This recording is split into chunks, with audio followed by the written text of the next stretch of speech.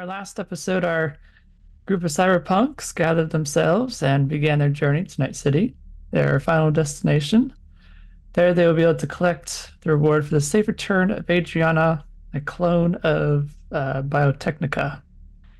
Along the way, they ran into a blockade set up by Texas militia.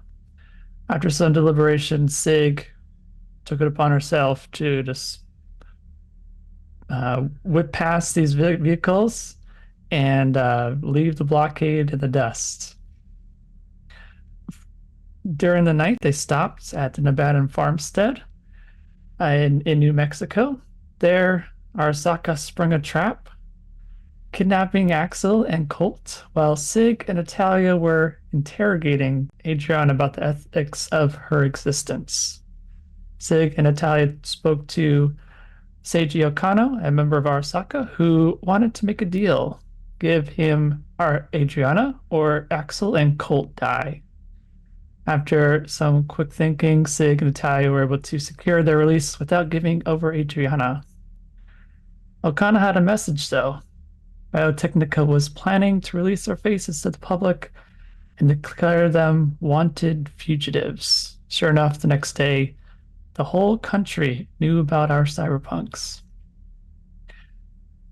And we begin with our cyberpunks in the car, beginning their final stretch to Night City.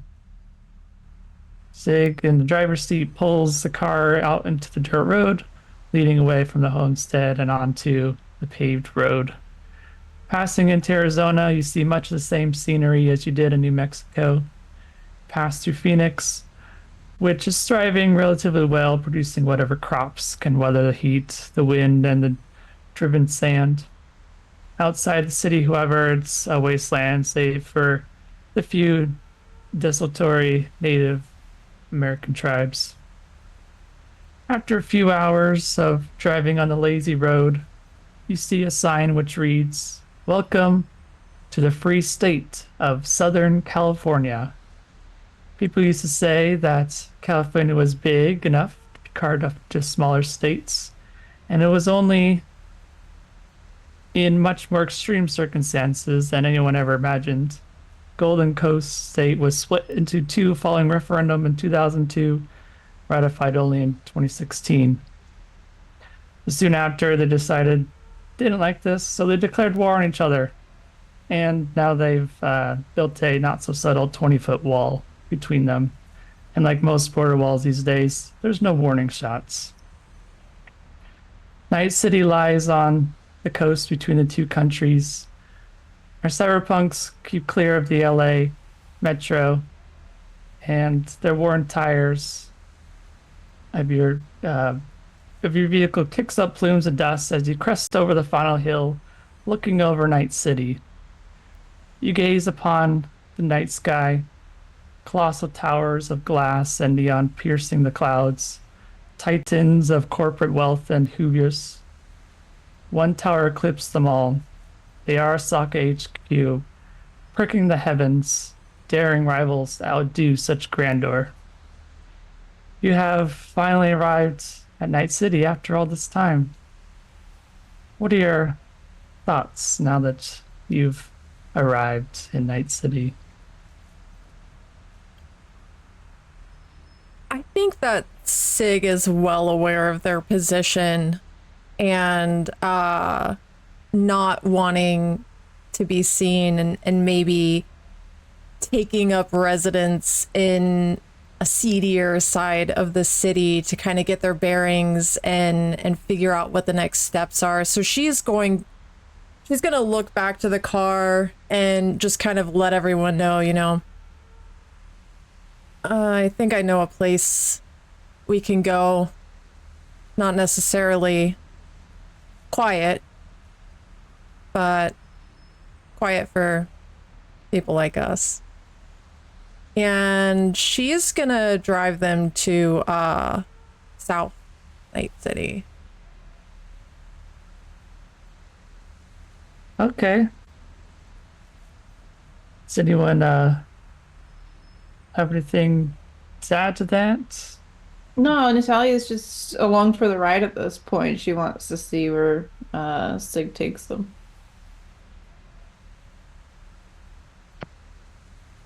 Cole's just smoking a cigarette in the car and staring out the window like he's taking in familiar sights. Yeah, I think Axel is kind of just sitting there, still quieter than normal, even though he's pretty quiet. Just a lot racing through his mind. Kind of slouched in the seat to make sure nobody can look through the window and see him. Kind of like as if he's hiding something or hiding the best he can. Okay. So Sig, you take the group and you make your way to South Night City, which is known as an especially dangerous place. If you're not waylaid and dragged into a dark alley by one of the many gangs that roam the urban sprawl, it is quite likely you'll be shot by some trigger-happy local mistaken if you're a member of one of the aforementioned gangs. It's always a good idea to travel here during the day. At night, the fireworks start, and usually the ambulance doesn't come until the morning. Unfortunately, you don't have that option. You pull up to a nondescript hotel nestled between two imposing industrial buildings.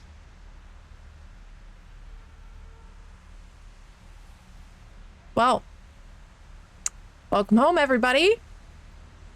Cozy. Might want to be careful outside at night. I think Natalia will sort of look around and sort of shrug and say, "It's not bad. Not bad. It's no Hilton, but not the worst place I have stayed." Colt climbs out of the front seat, asks Sig to pop the trunk. She's gonna reach down and pull a little lever to pop the trunk for him. He starts grabbing gear bags. Good thing about around here, people aren't gonna question us too much. But maybe at least four of us should stay inside as much as possible for now, till we get things figured out.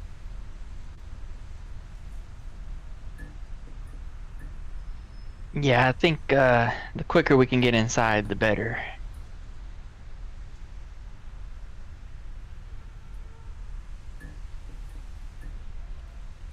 Okay, so you gather your things and you head inside.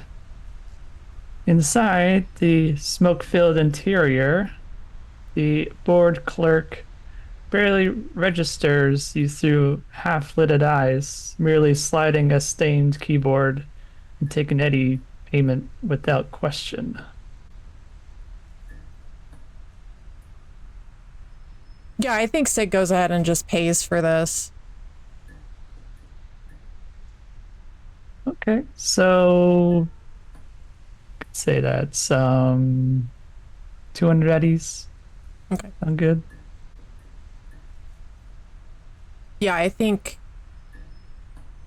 Sig doesn't even ask. She just pays for it. Like, she, at this point, doesn't really care. Doesn't really see much value in her money as much as it's just a tool right now to get us to the next place and the next stop, move us along. Right. All right, the clerk passes you a card with the number 8 on it. Cool. She'll head out and gather the rest of the gang and lead them to where they're staying for the night and get everyone situated inside. I imagine she has her usual duffel bag with her, all of her most important things.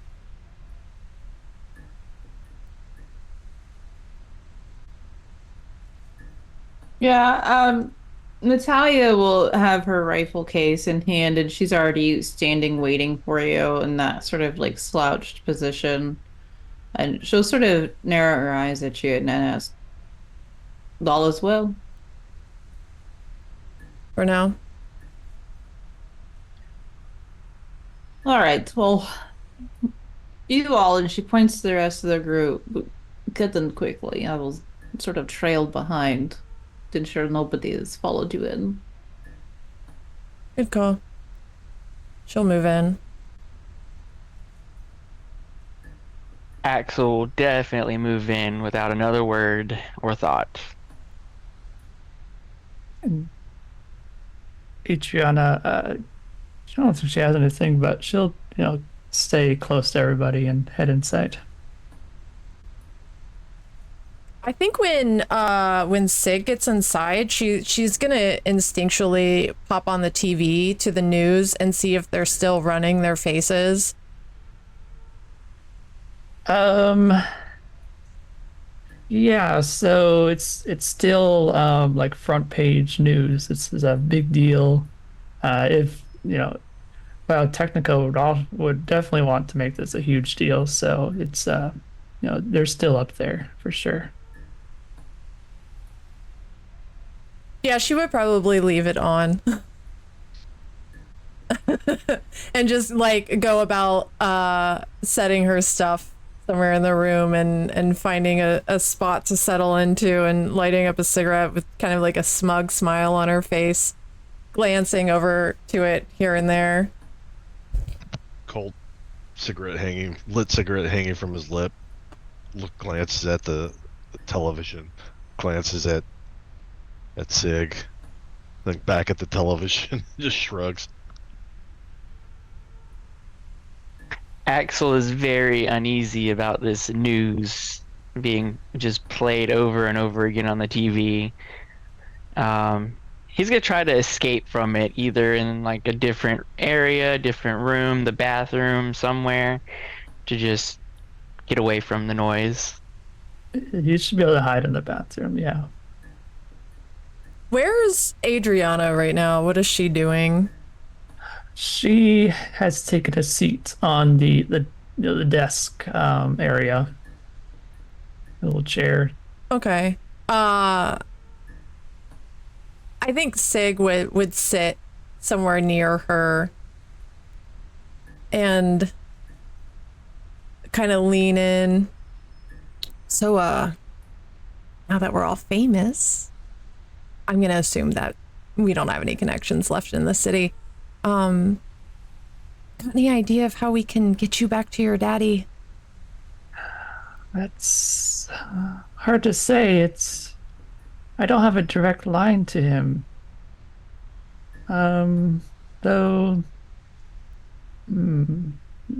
maybe, oh, there's something we might be able to do. As you remember, I am a creation of Biotechnica. How could I forget? Is Natalia in the room at this point? She's gonna like glance over to Natalia and back. She's sort of, yeah, she's got a shit eating grin on her face right now. I feel there's something that we can exploit.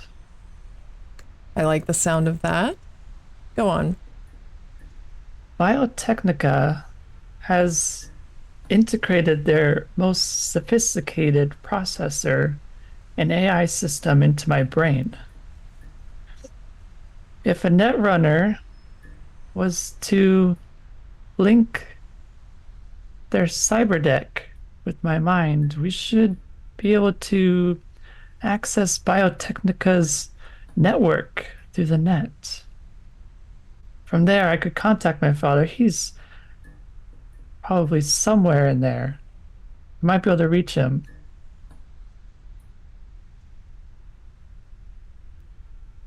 Right.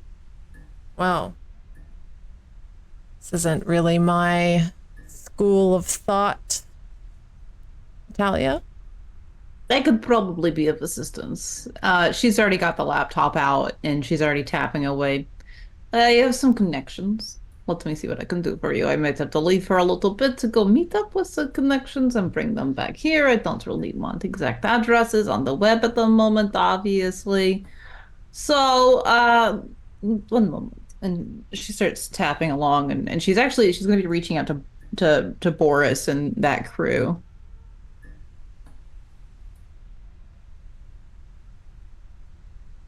Seeing as how my father set up this job, I'm positive that he would be able to get us in contact with our previous contact.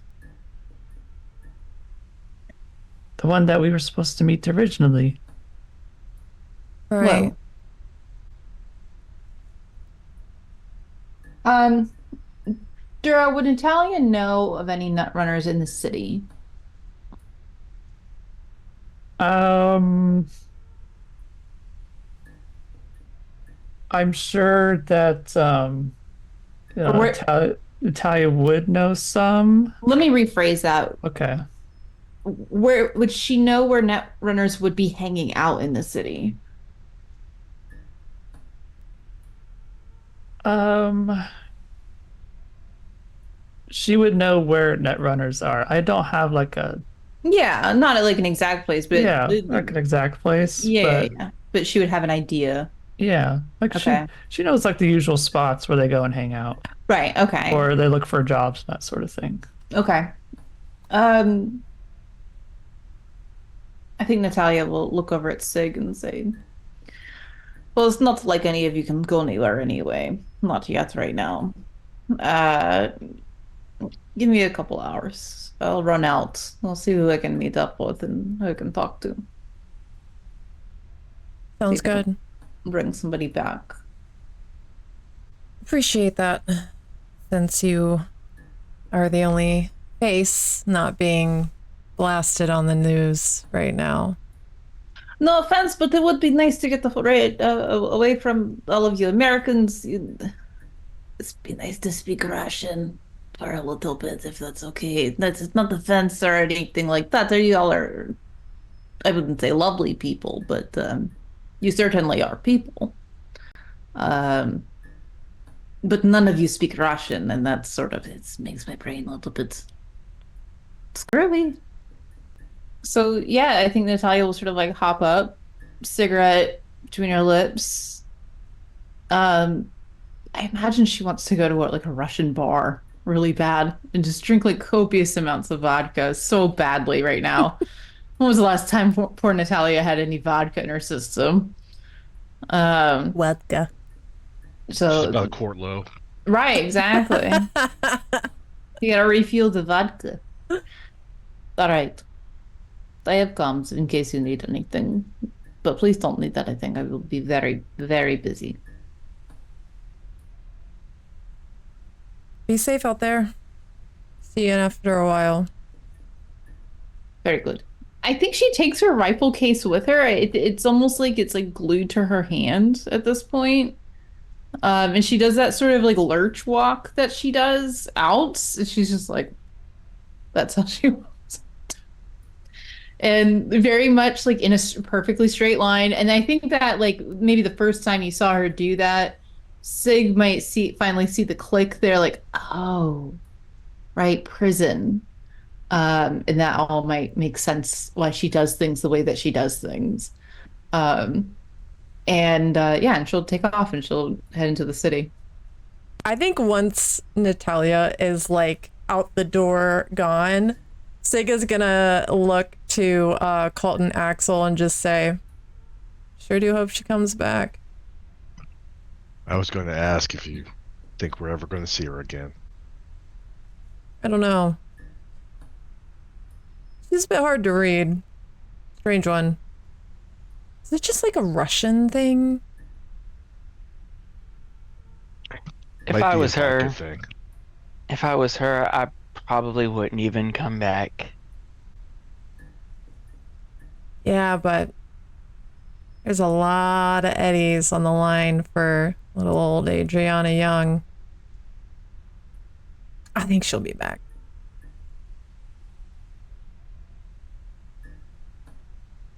I think Axel will come out of the bathroom, see the laptop on the bed still, walk over to it, pick it up.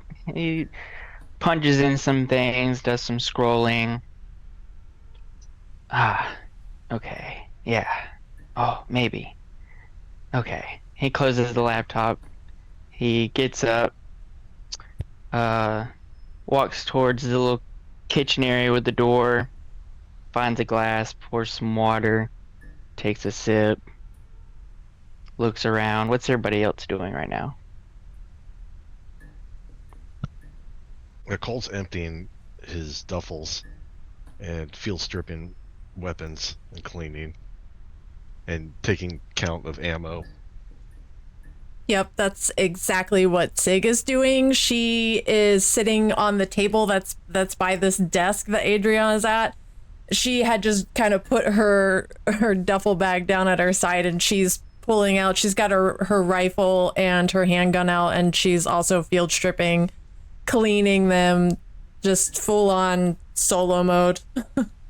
But he's also been watching both Natalia and Axel as they've been moving about and saying stuff.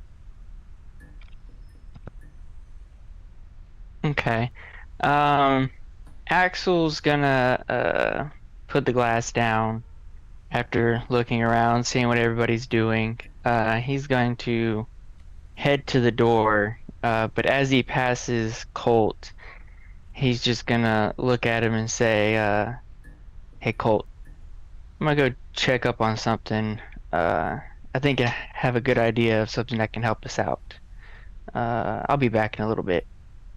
I'll walk And, you out. I'm going for a cigarette. Okay. You notice he's already got like a cigarette in his mouth that's 90% ash, but he's still following you out. I think Okay. as you guys are walking out, Sig doesn't even look up from her weapons. Hey, maybe stick to the shadows out there, bud. Yeah, don't worry about that. I'm gonna be very, very shadowy. If I was worried, you wouldn't be walking out that door. Understand? And I'll walk through the doorway and out into the hall. Colt follows him.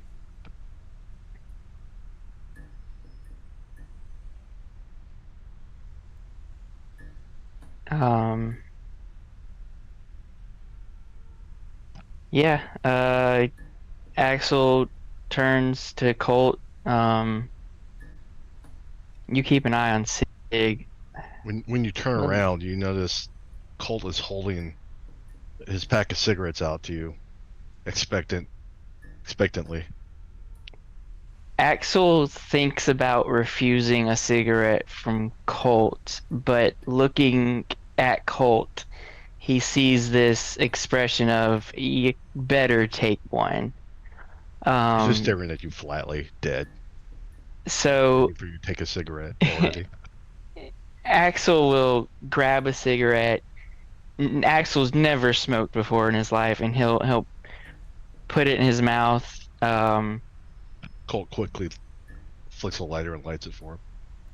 And Axel takes his first drag.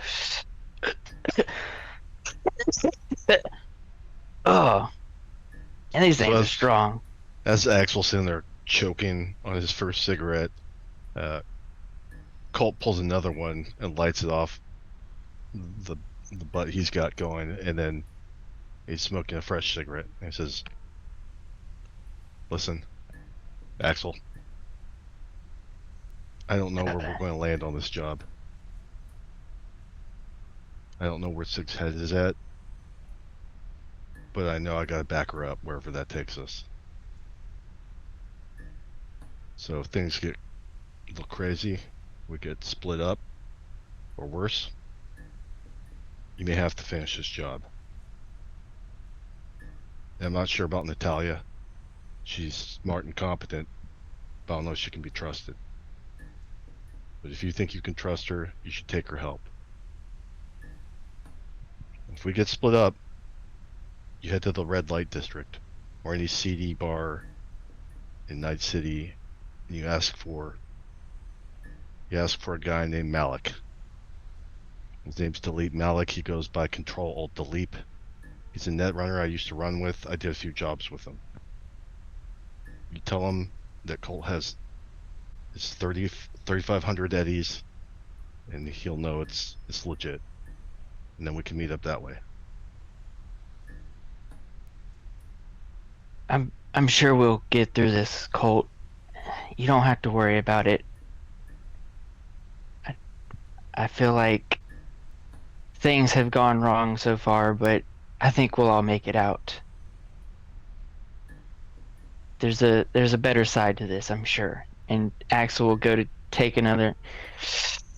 I don't know how you guys like these things. Colt's eyes don't stray from Axel. He's just unblinkingly staring at him. He's got kind of a amused grin on his face. I appreciate the optimism, Axel, but I know how these things go. Just keep your head up. Don't worry, Colt. I'll see it through to the end, even if I'm the last one. And wherever you're headed, don't do anything fucking stupid. And he gives you a little sock to the sternum. Oh, you don't have to worry about me. I'm never gonna do anything stupid. All right, Axel. And then Colt heads back in. Axel turns, walks away from Colt. He takes the cigarette he's still got and hits another drag.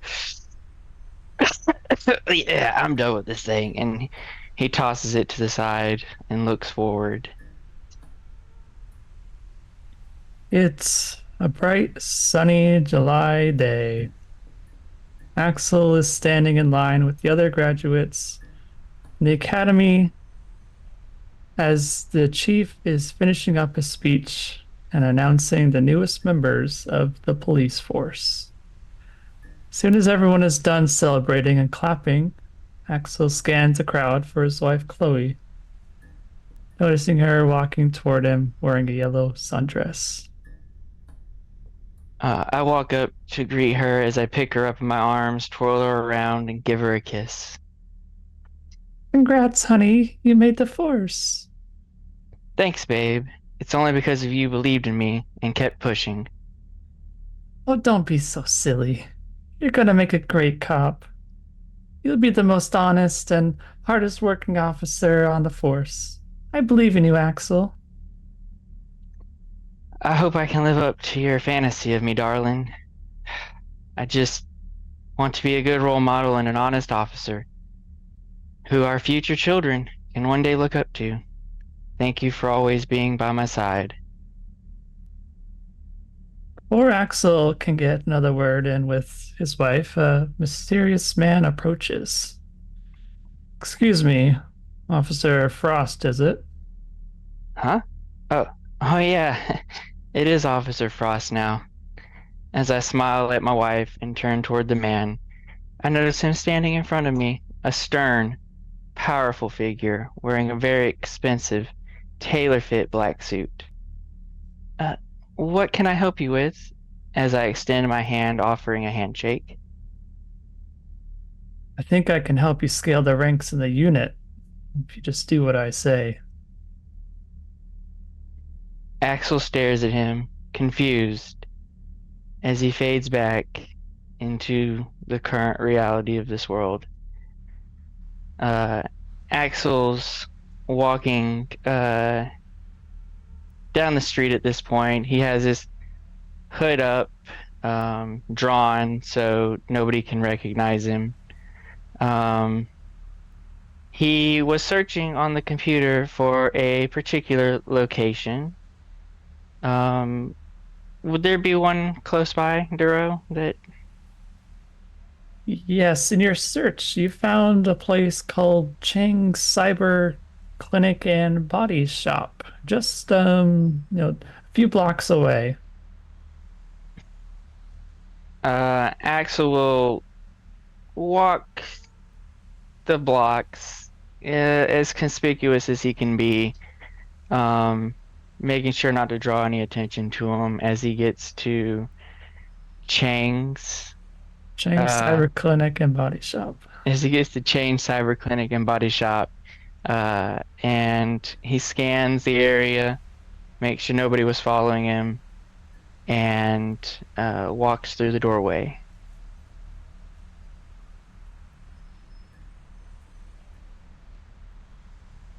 Okay, so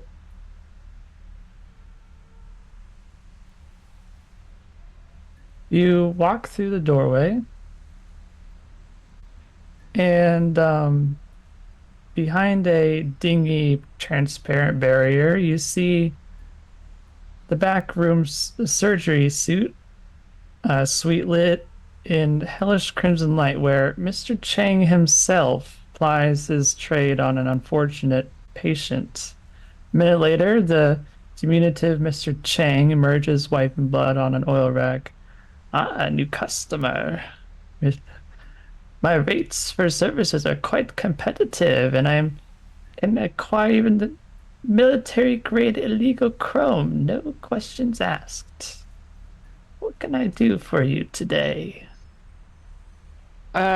Yes, I'm looking to get just a whole new look to me. I'm kind of trying to escape to a whole new life.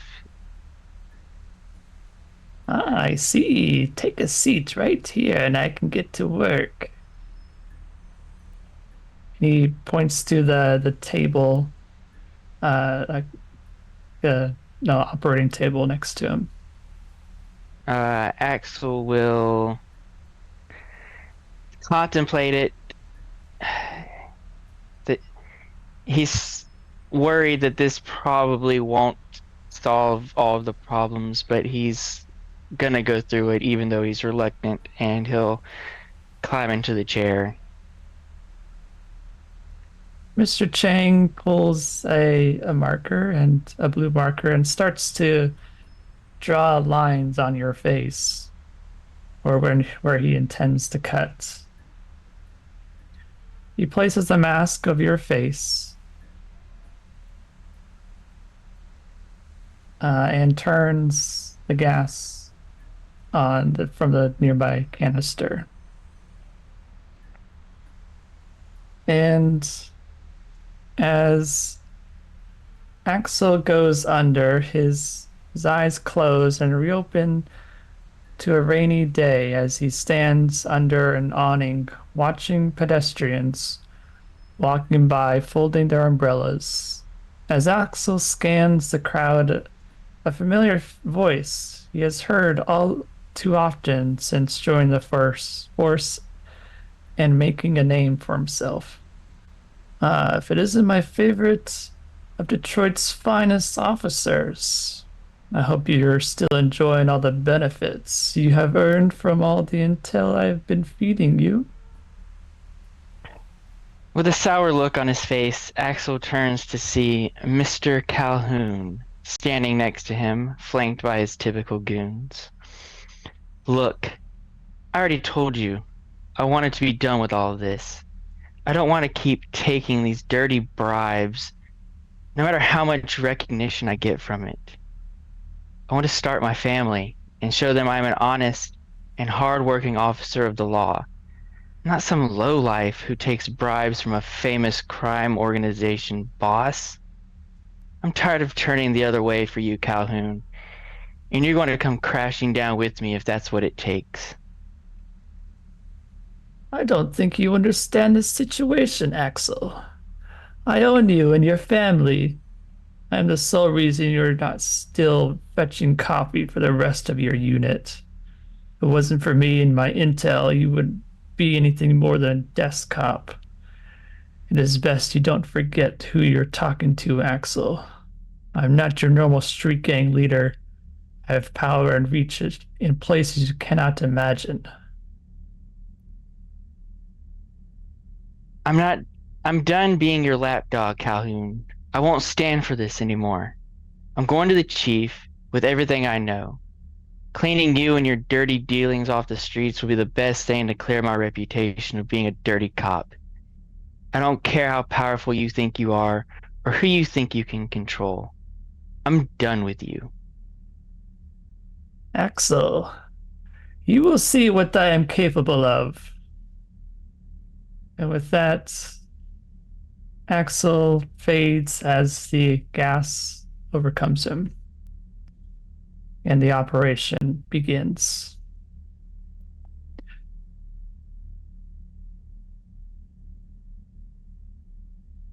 We now jump to Colt. You're coming back from speaking with Axel.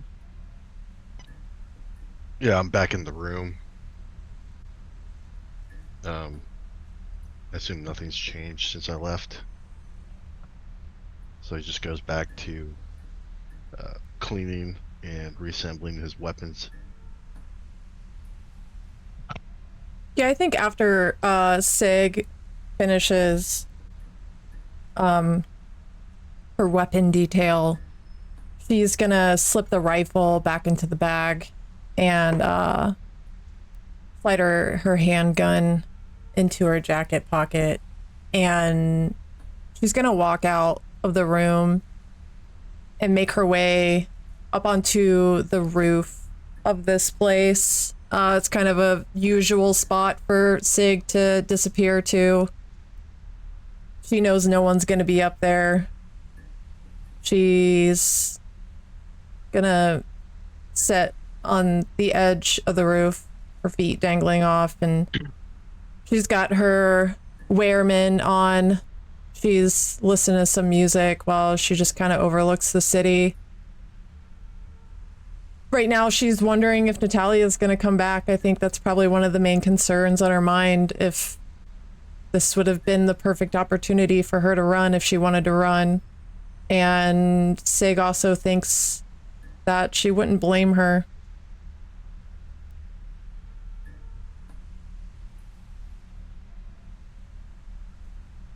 When Sig left the room, he was just watching her the whole way, and I guess he noticed that she went up the stairs, or he could hear it.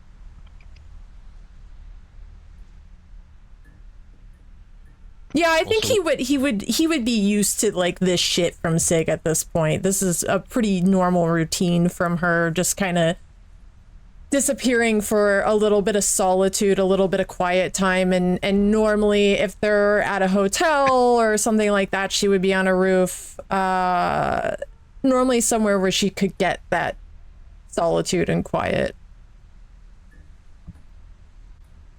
What time of day is it, Duro? It is, I would say about midnight by this point. It took a long time for you guys to get from New Mexico to over here.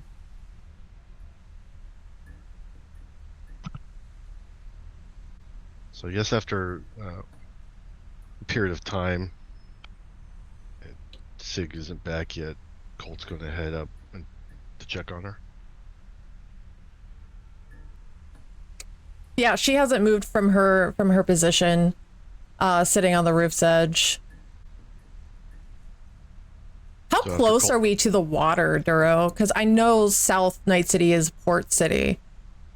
Yeah, so it is, it's in viewing distance. I would say maybe a kilometer or so. It's very close. Okay. Yeah, I imagine she's looking out to that water. Maybe replaying some scenes in her mind, missing someone.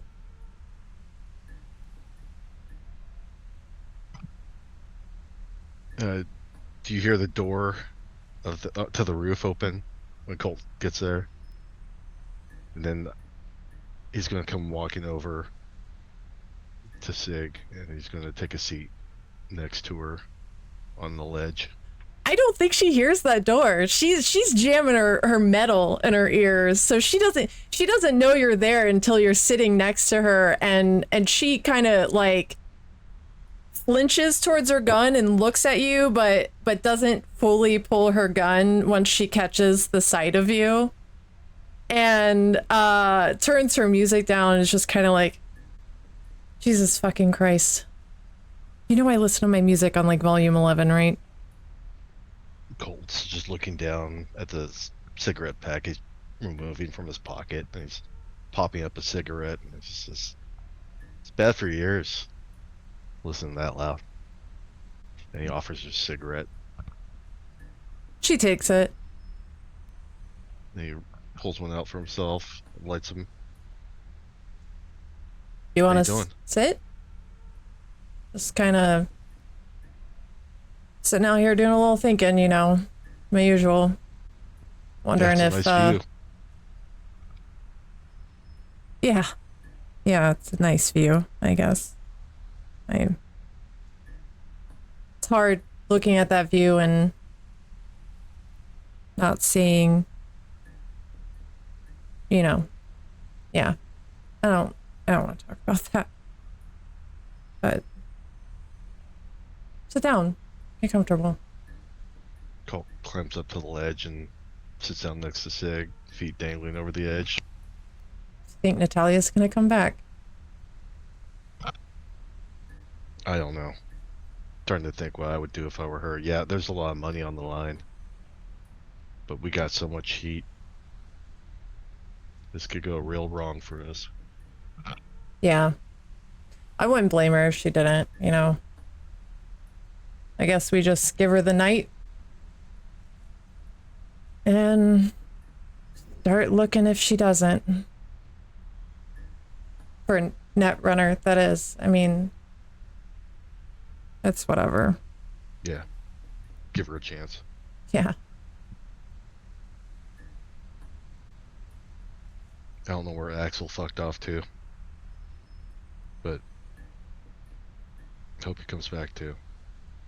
Yeah, as long as he's playing it smart, I mean, it's Axel. I have this weird trust in him now. I can't explain it, but I don't know. I just feel like he's been here with us through so much shit. Through us giving him so much shit. And he still sticks around. It's pretty I thought he was impressive. gonna get us all killed, honestly, when I first met him. Yeah, well, But he's okay. he's not bad for a fucking cop. He's alright. I think he'll be alright. Yeah, I think he'll be good.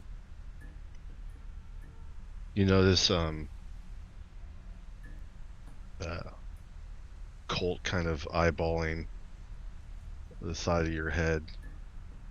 There's, I guess, enough moonlight for him to see the scar on Sig's head. And he asks, you never told me how you got that love bite.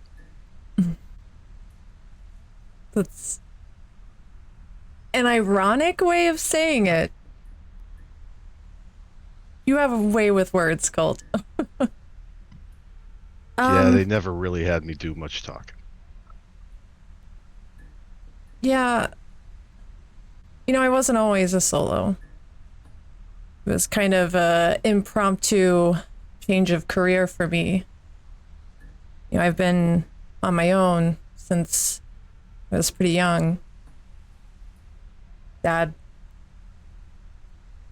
Well, let's just say that I've seen what happened with my sister happen more than once in the family. Mom.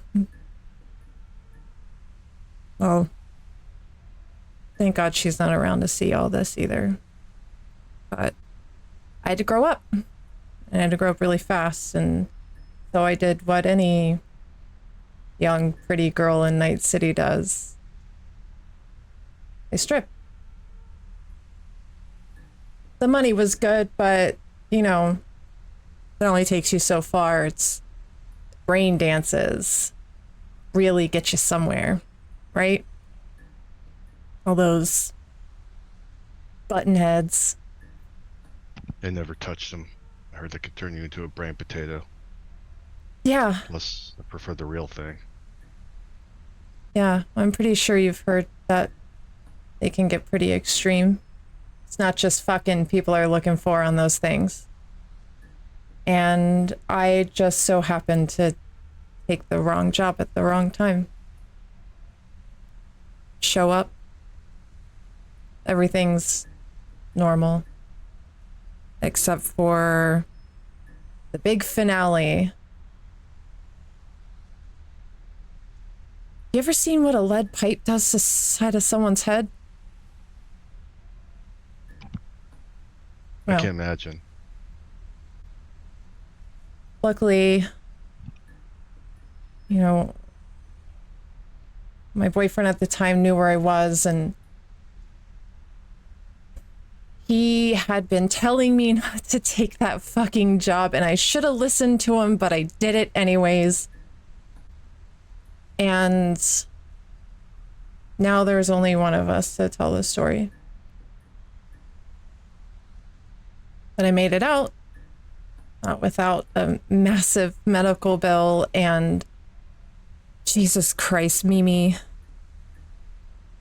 A whole year of recovery before I could just do normal human functions again.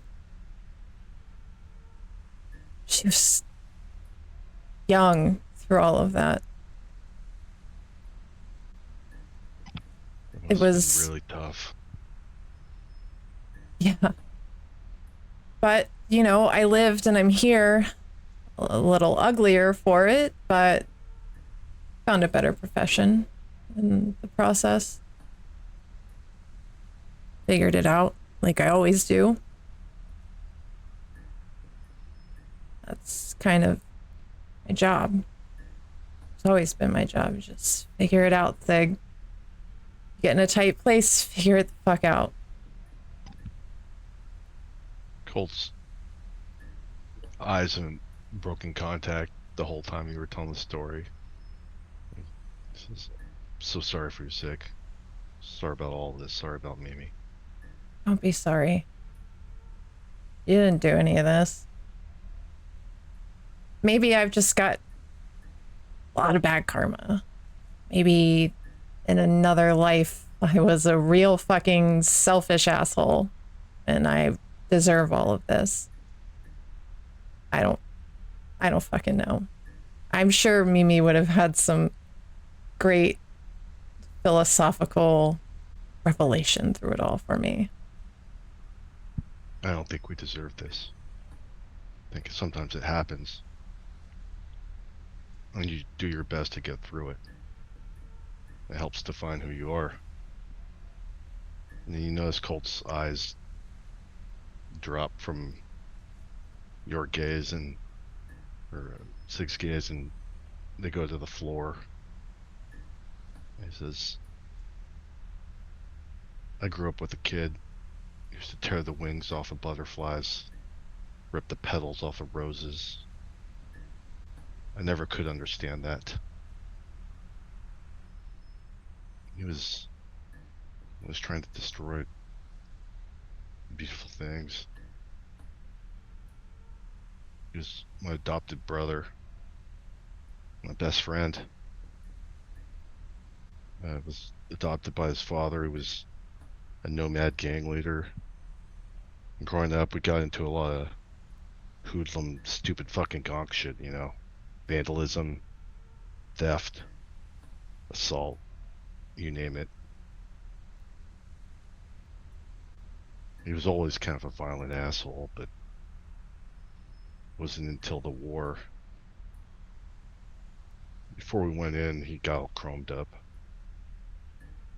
And if you thought he was a prick before, he was almost inhuman afterward.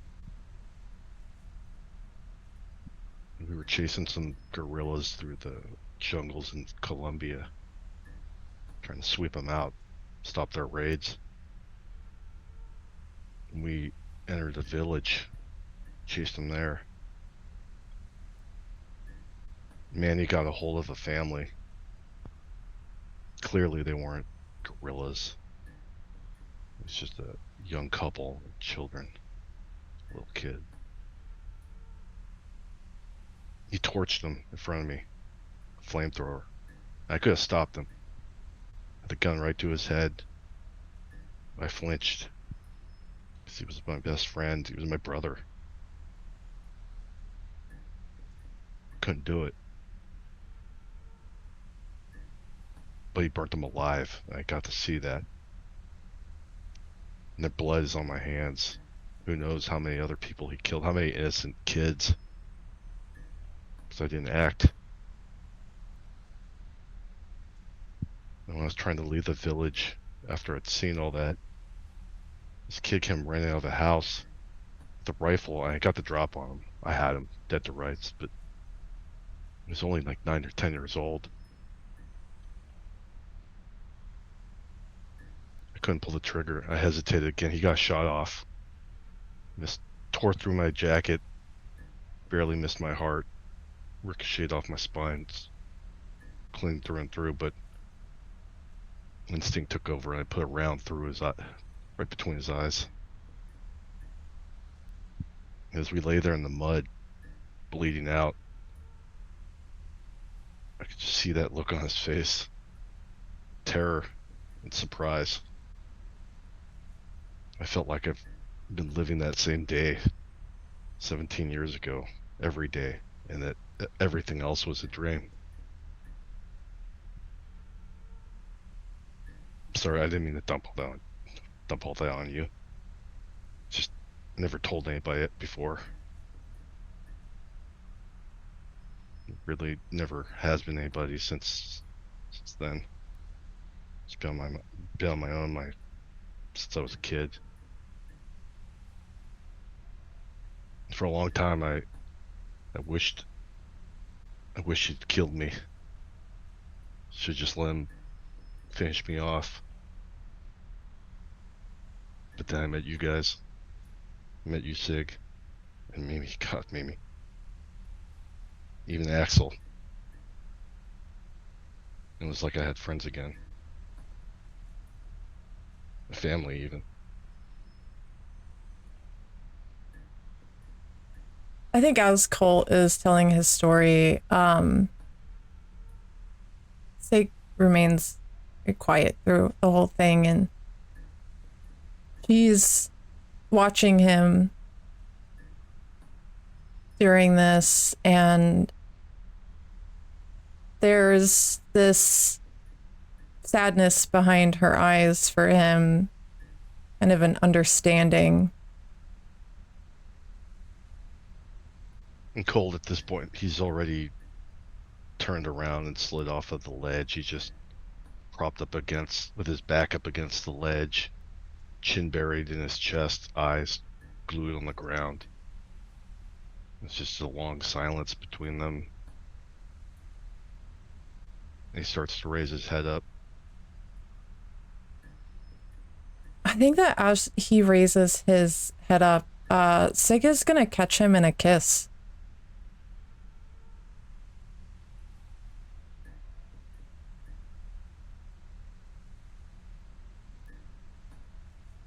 After they separate and create a little space between one another, Colt's standing there dumbfounded, just blinking and staring at Sig.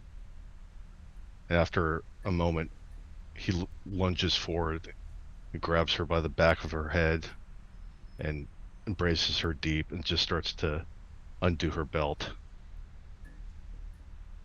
Yeah, her hands wander to him and start peeling clothing away.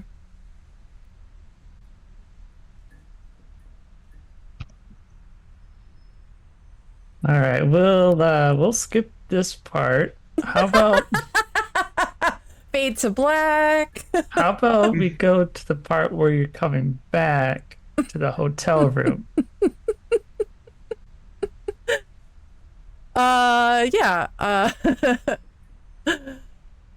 I think Sig will probably be the first one back down. And she comes down and takes a seat back at the desk.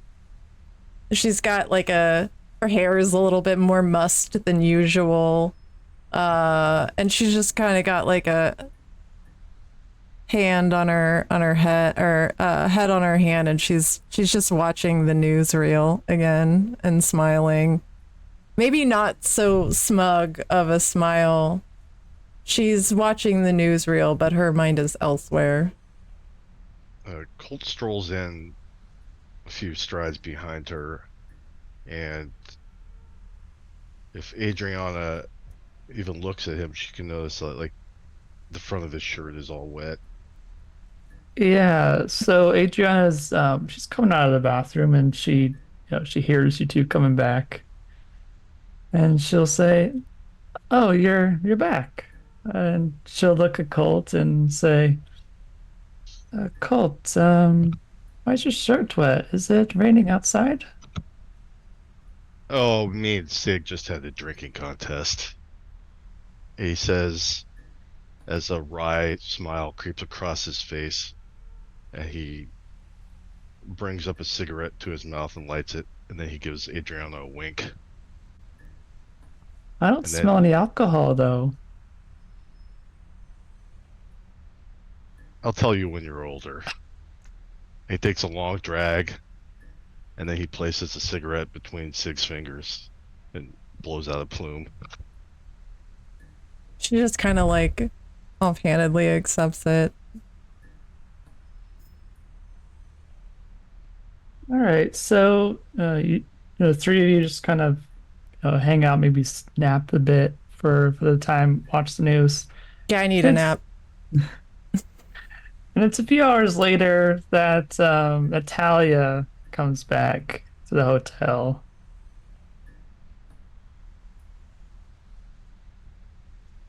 I think when Natalia comes back in, I think she's gonna go, it smells like Thai food.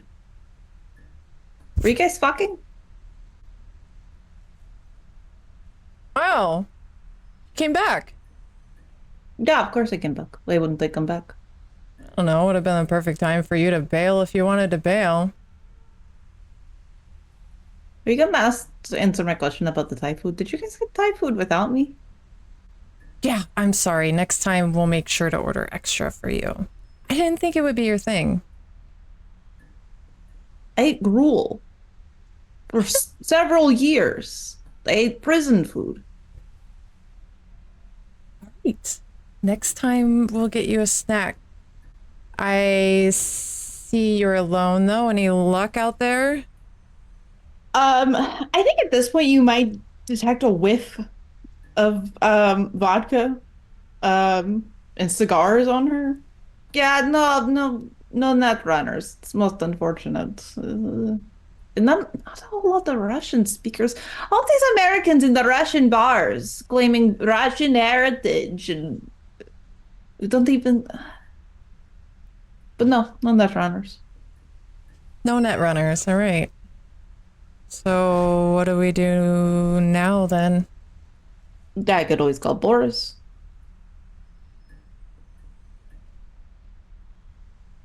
Do you think he's got someone? I think he always has someone. Give him a ring. We need all the help we can get right now. She'll call Boris, and she has no idea if Boris is any help or not, but she knows that he's got connections, and so she'll call him, and it's just like a yammering of rapid fire Russian. And similar to how Mimi spoke, it sounds so angry, but almost a little bit softer. It's not so much this like forced. It's very very natural, obviously for Natalia, and it sounds almost romantic. If yelling was romantic. Can be.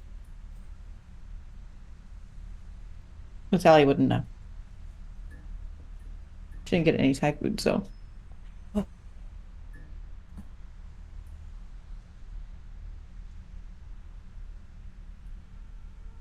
Okay, so after I would say maybe half an hour or so, you hear a loud knock on the hotel room door.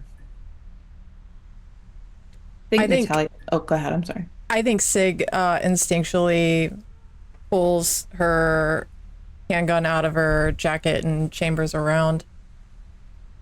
I think Natalia will sort of wave for you to stay. She'll answer the door. Her face isn't the one plastered on the news. And she'll look through the people first, though.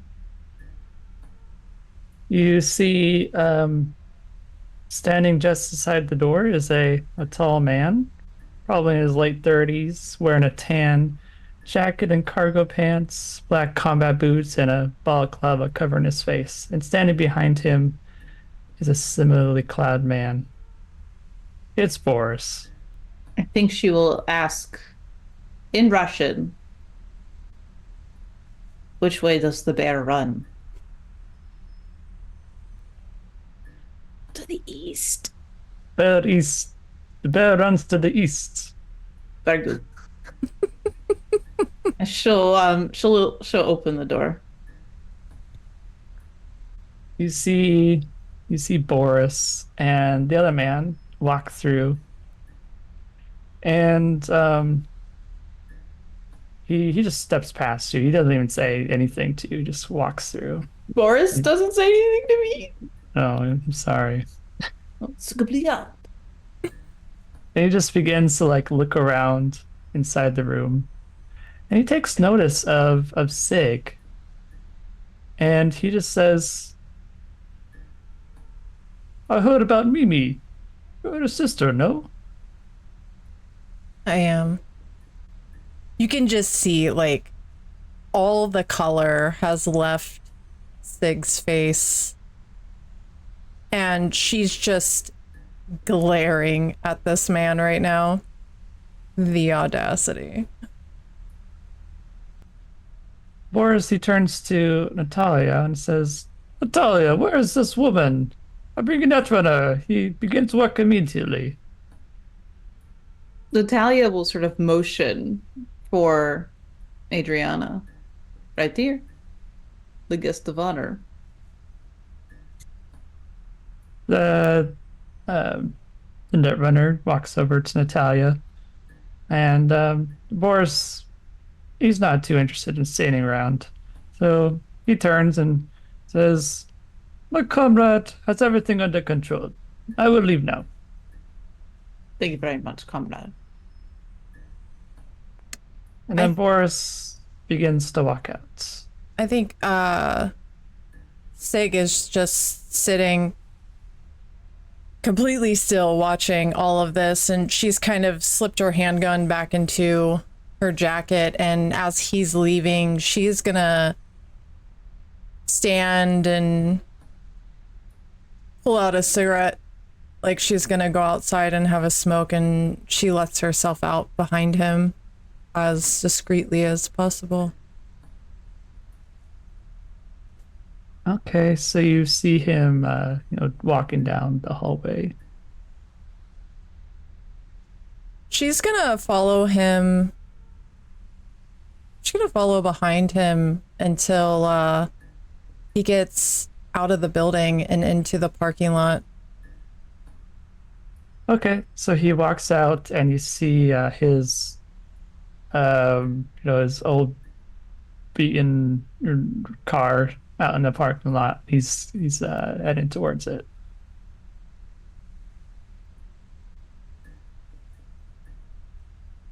Hey. You think it's okay to bring up my sister to me? Like you didn't play any fucking part in this? Boris will stop in his tracks, and he turns around and looks at you. "It's unfortunate. She met a death not her own. Lord have mercy." That's all you have to say? It's unfortunate. My sister worshipped the ground you fucking walked on.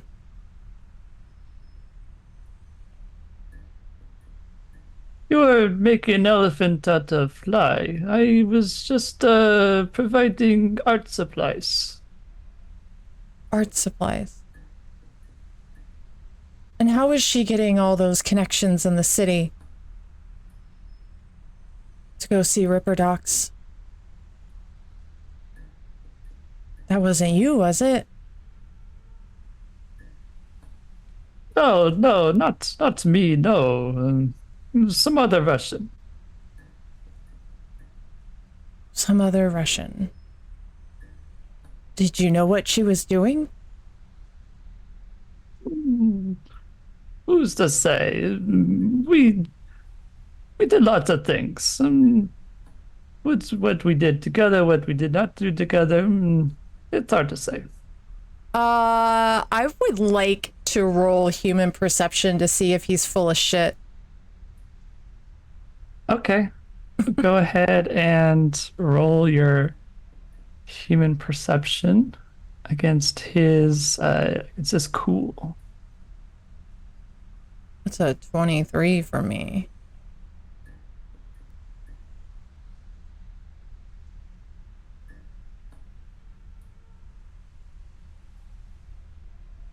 You can tell he's lying as he you don't speak Russian, but you can tell he's lying. You knew exactly what she was doing. Don't fucking lie to me.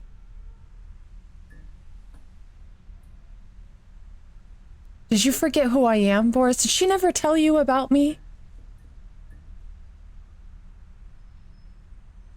You were to blame for her. You maybe will rot in hell because of you. Me. Do you know what I did for her?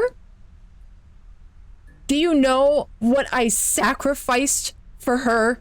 Because it was everything.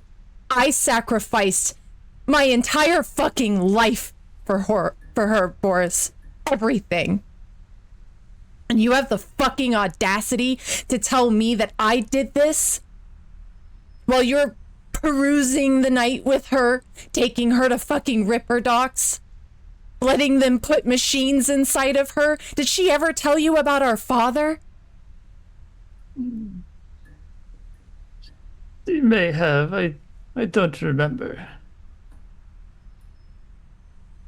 You don't remember. You don't fucking remember? All my sister did was talk about you.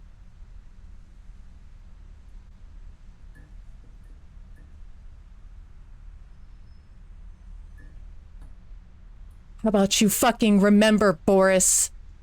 Remember for me. She may have brought it up once or twice. We talked a lot.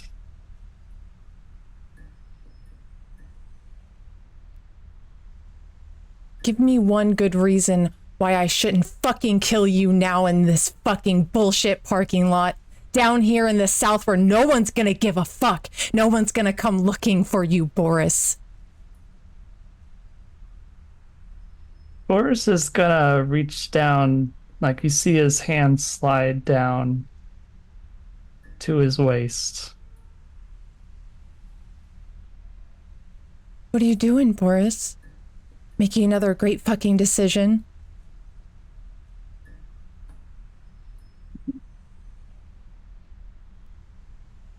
You're crazy.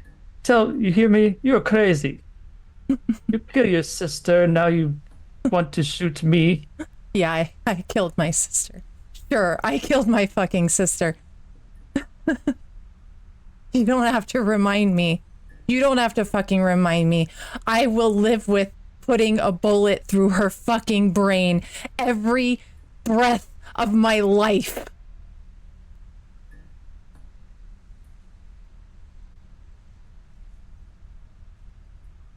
But I didn't aid that. You did. You crept into her brain like some sort of cyberware, and you fucking infected her. You enabled her. All that talent, all that intelligence wasted for a scum-sucking gonk like you.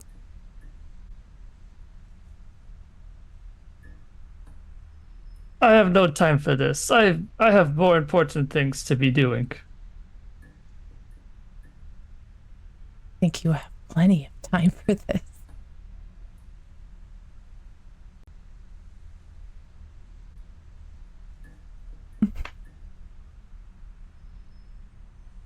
Thanks, Kurt.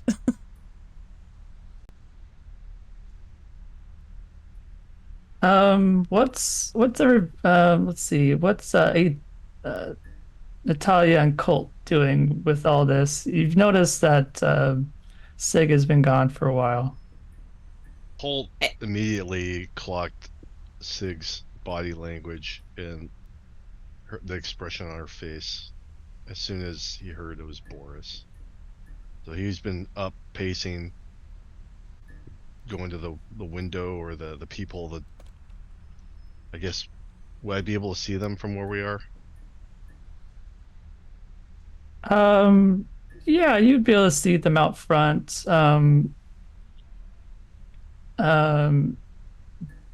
Out there, you know, talking. You can't really hear what they're saying though. Then I think. he's Oh, go sorry, ahead. No, go ahead. then he's just been up. He's got all his weapons on him. He's smoking a cigarette, but he's pacing back and forth, just keeping an eye on what's going on outside. I think Natalia, she kind of puts her rifle bag in front of you, creature. Or who are you, creature? Colt. Anyway, she's gonna put it right in front of you and sort of give you a hard look and say, "Do not touch it. Do not open it. Do not think about it. I'm going to check on her." All right. I think she'll sort of make her way out there. Slowly, though, she's kind of giving them some privacy. Obviously, she knows that Boris and Mimi were together and there's some tension there, and she's not stupid. But she does want to, she's actually more so concerned, I think, about Sig. Okay. So you head out the door, but you know, before you get too far, we're gonna have the net runner who is supposed to be helping Adriana contact her father, begin working on that. So he's gonna walk over to her and sit on the chair, and he's gonna pull out his heavy bag, put it on and plop it on the table, and pull out his cyber deck. He's gonna pull these wires and place them on Adriana's temples, and then he's gonna put them on another set on his, which will enable the cyber deck to, you know, communicate with Adriana. And he says, "We begin." And they both close their eyes and they delve into the net. We then have Natalia. You get out to the parking lot and you hear the end of this very long, aggressive conversation going on.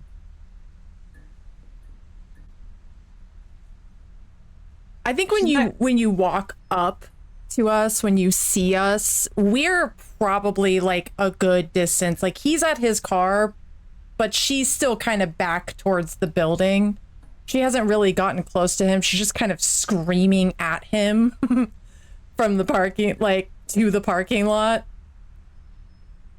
I think Natalia would sort of circle around. She's kind of taking a wide berth around and forming this like triangle between the three of us. And she's sort of watching and looking back and forth at the between them.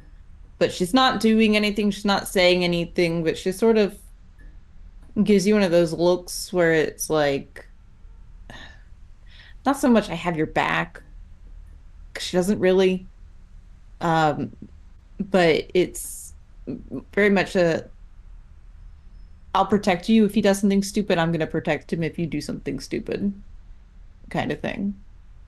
Maybe not even so much, more so just like, don't do anything stupid. I think as you walk down and you kind of move up through all of this yelling, Sig doesn't even register you're there. She is zeroed in on Boris. She is so many shades of red right now. You can see her body almost vibrating from the anger that is radiating off of her in this moment. And she looks at Boris and she's just, "You say you're fucking sorry. You say you fucked up. This was your fault. Her blood is on your hands.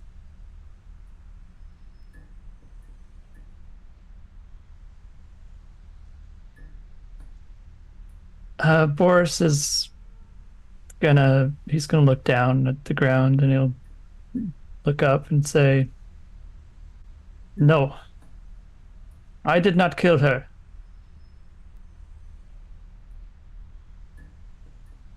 It is you. You are the one who shot her.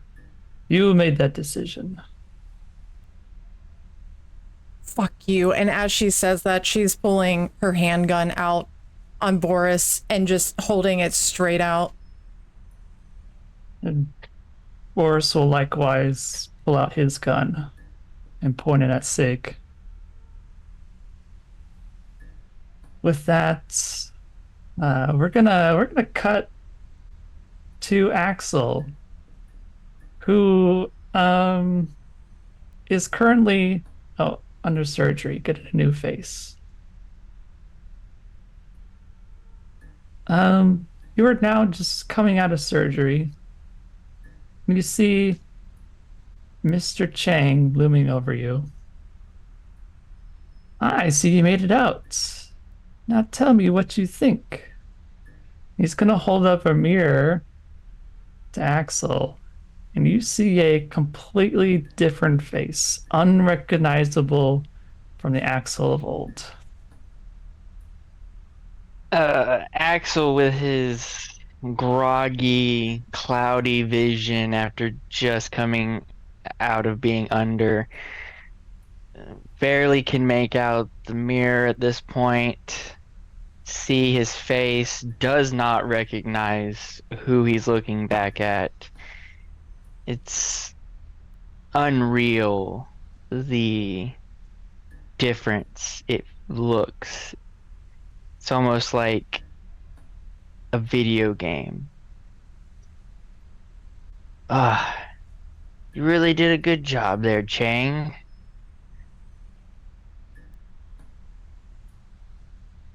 Thank you. It's been an honor to work with you. Now, as a matter of payment. Yes. How much did you say it was again?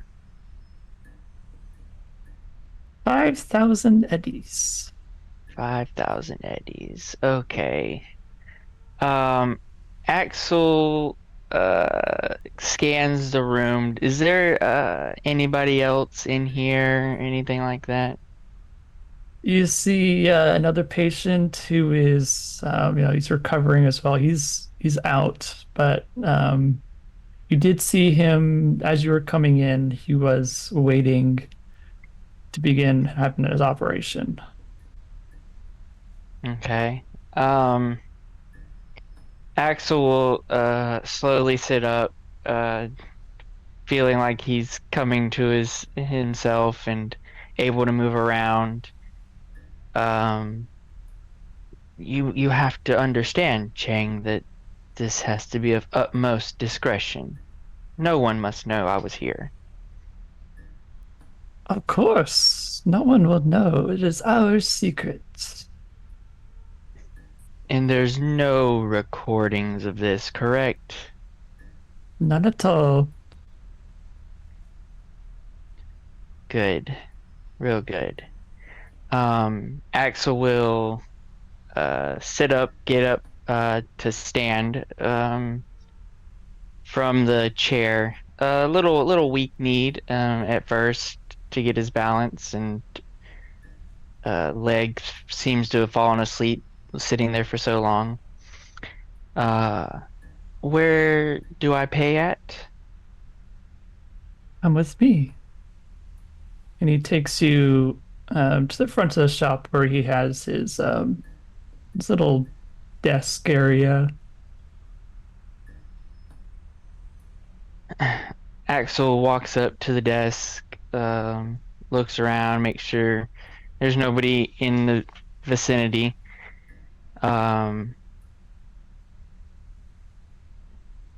Thank you for the service, Mr. Chang. And I I've had a pleasure doing business with you.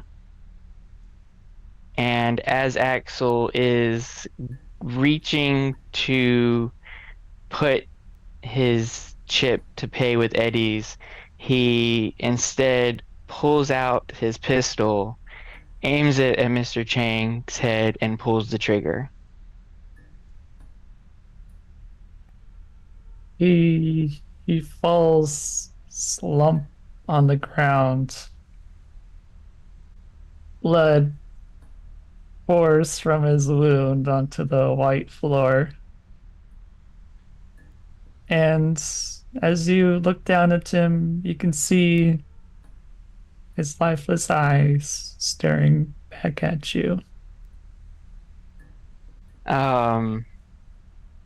Making sure that Chang's body is lifeless, Axel will return back to the other room and also end the life of the other man who is recovering. Axel wants no witnesses that he was here or ever was in this area.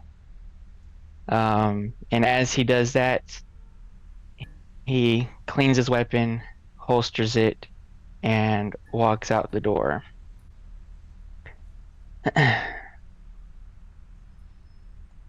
As Axel steps out onto the street after leaving the bloodbath of the two bodies in the Ripper Dock, he goes to wipe his face, wiping the sweat, and realizes that he's still wearing his wedding ring.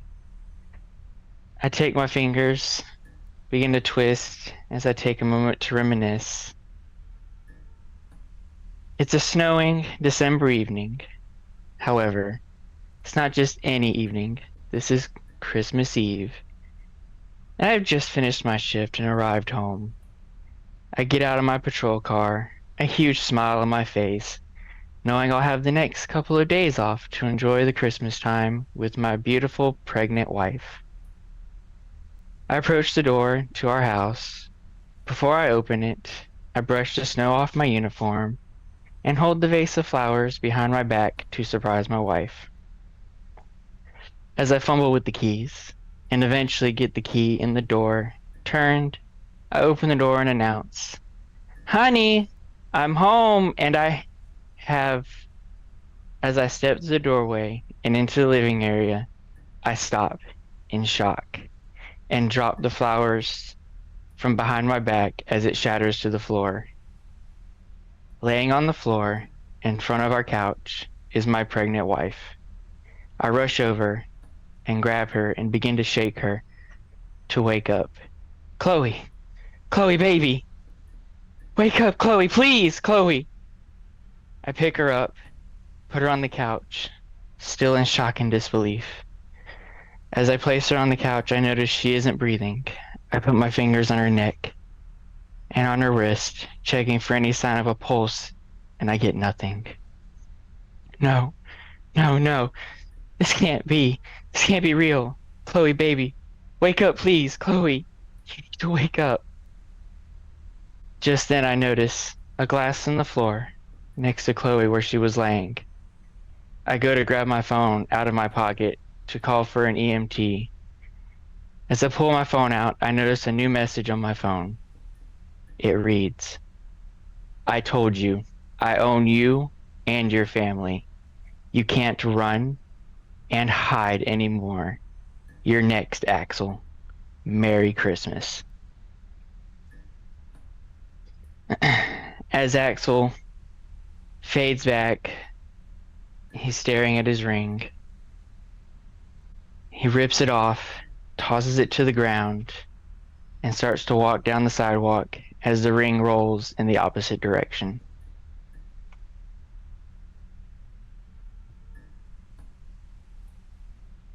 All right. So we're going to cut back to Boris and Sig, who are now facing off with their pistols drawn. So we're gonna go ahead and we're gonna roll for initiative.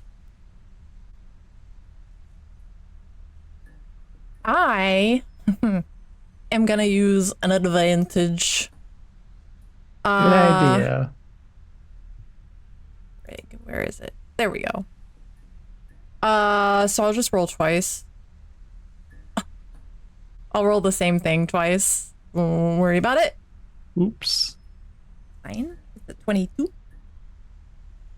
Okay. And then we'll have Boris roll. And you roll a 27.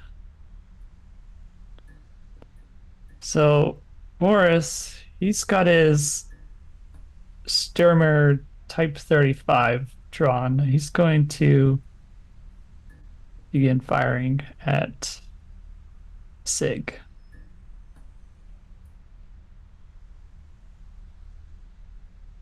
So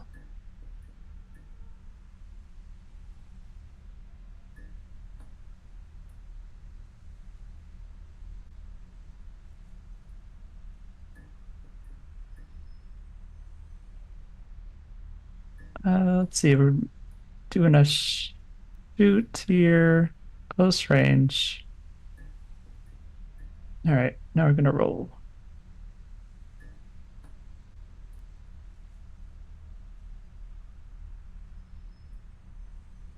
And we're gonna roll.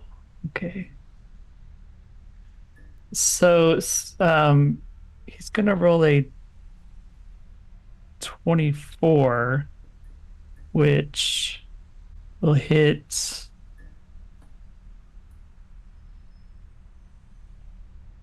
your right arm. And then we'll do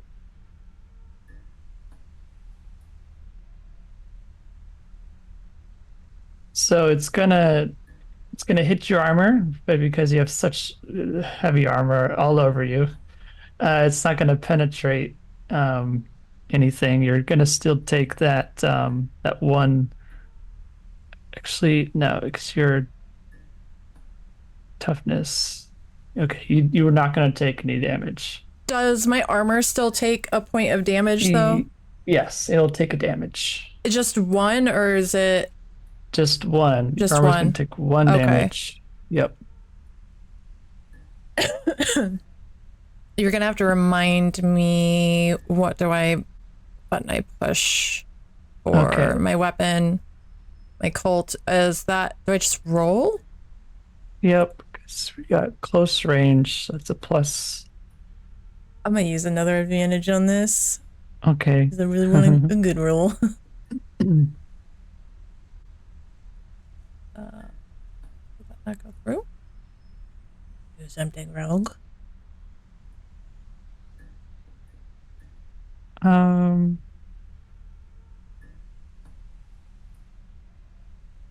Okay, There it goes. There we go. Okay. So go ahead and do that again.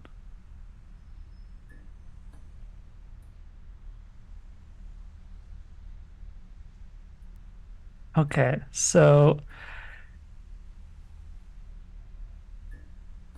it's going to hit. So go ahead and push. You're going to be hitting with rate of fire 2. So go ahead and push that auto fire, that big blue button. Okay, 7s.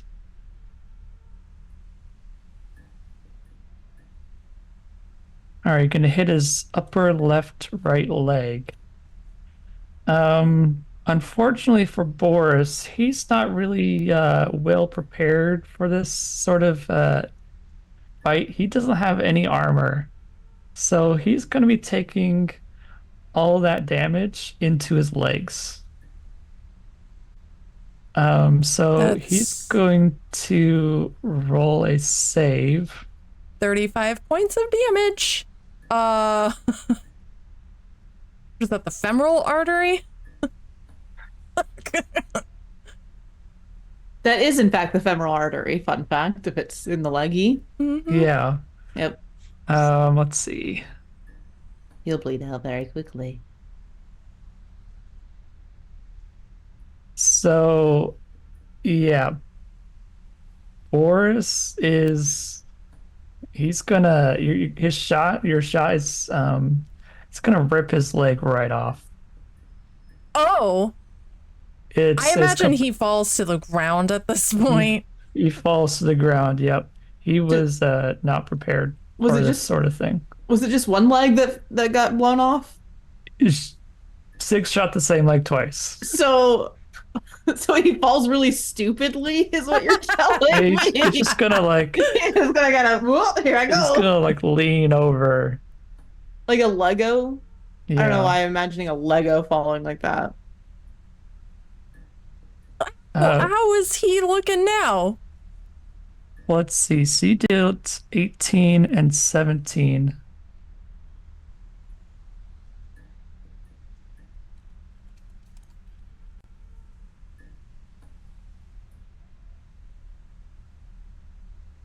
So,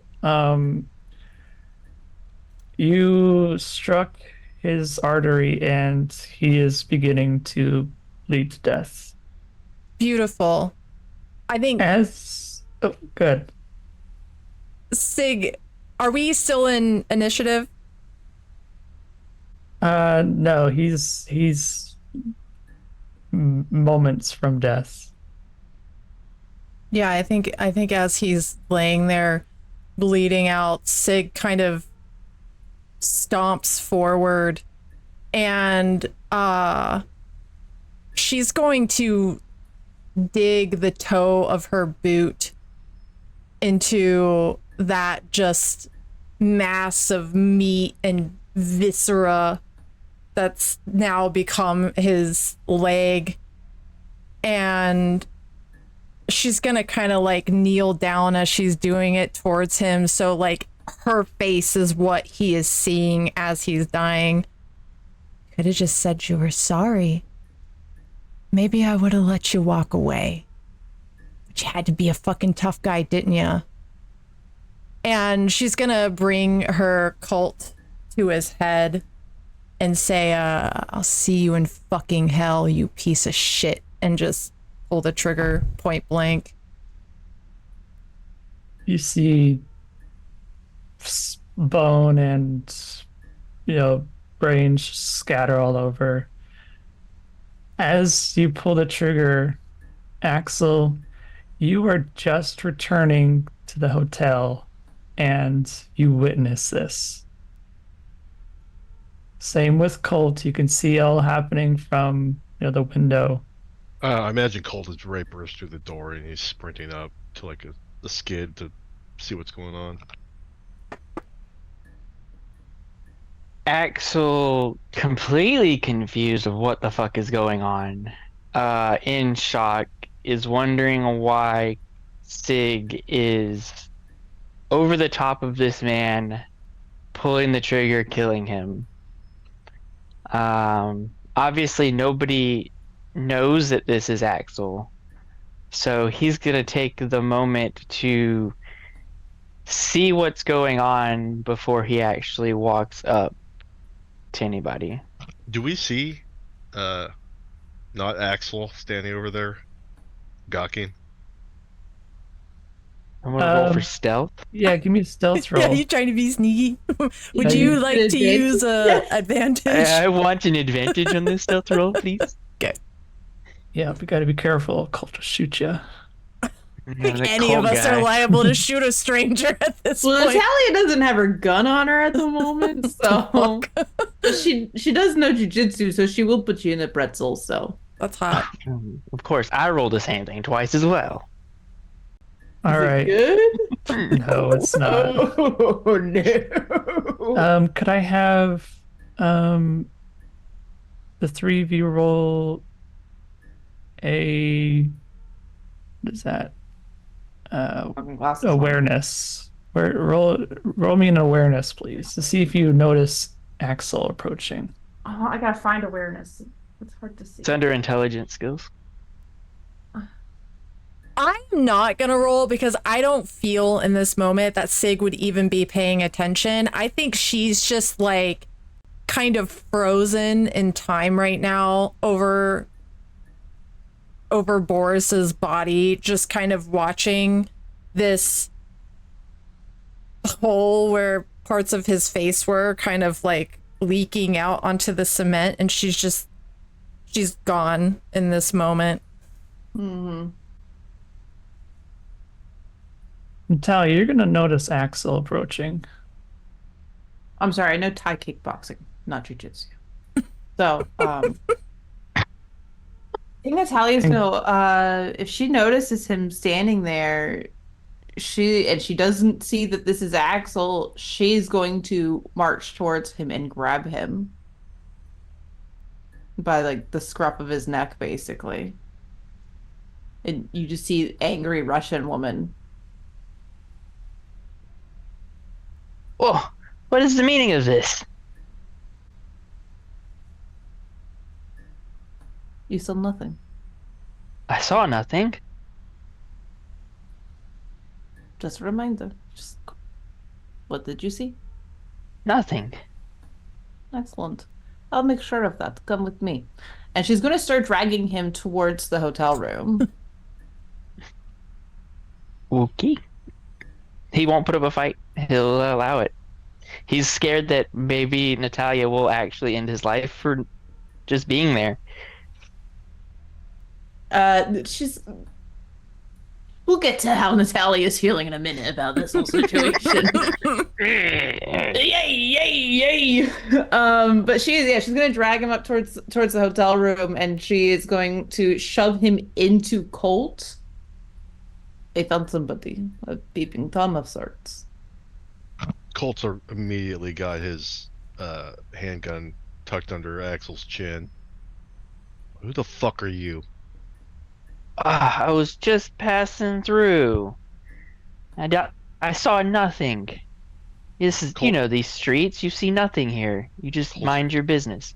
Colt's gone by the jacket or the shirt collar, and he's got his handgun pressed against his forehead, but he's also got his head on a swivel because he doesn't know what the fuck is going on right now. There's just all kinds of shit happening. He's looking down at Boris. He's looking around the scene to see if anybody's rolling up on them. And he starts marching, not Axel, to the room. You better start talking, buddy. Hey, be easy. I'm cool, man. I'm cool. Would Duro recognize his voice, or has his vocal cords been altered? They've not been altered as far as I know. Could be a human. What is it? Human perception Okay, against Axel's cool. Okay, roll this with advantage. Yes. Human perception.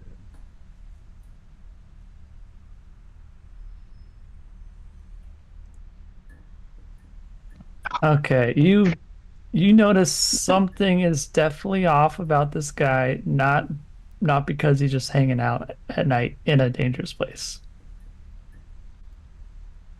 But I don't know that it's Axel. You get a hunch, maybe in his voice. I would think that he's sort of masking his voice, but you definitely tell by like the intonations and the accent that it's definitely more than likely Axel behind that face. All right, Colt's going to walk him inside to the room. I think after Colt and Axel walk away from Natalia and everybody else, Axel will definitely let Colt know that it is him, and that, you know, he can drop it. And he will pull out a piece of candy and say, I know you like these, and offer it to Colt.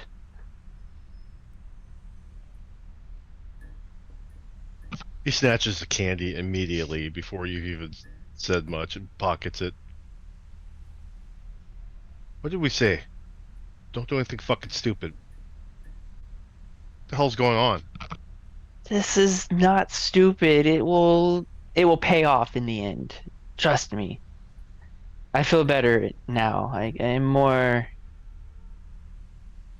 sane. I don't have to worry about looking over my shoulder, for my face being all over the news. Well, Colt still marches him back to the room and then comes back out.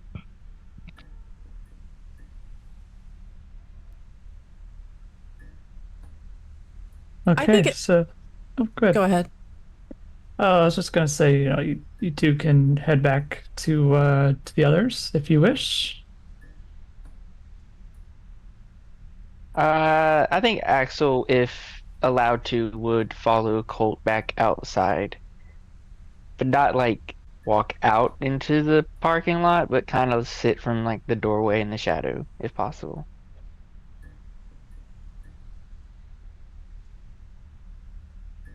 That can work. Colt, you head over there. Sorry, I was muted. Yeah, he's gonna allow Axel to view from the door, and he's gonna head back out to Sig. Okay. Sig, what do you want to do? Yeah, I think hearing voices around her kind of slowly snaps her out of it. And she's gonna look around to see who's immediately here. Natalia, probably. She's kind of coming back and she's facing you from the other end of the parking lot. And she's just watching you. She tucks her gun back into her jacket and she's gonna bend down and take any weapons that are on Boris. Start kind of rifling through his pockets. He had his pistol, which was a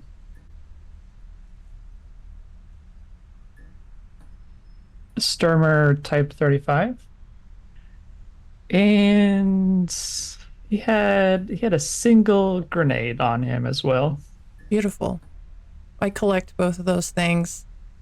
I pocket the grenade, but I'm gonna approach Natalia, and I'm holding his gun, but I'm holding it by the barrel with the handle out towards Natalia. Here. Sure, man.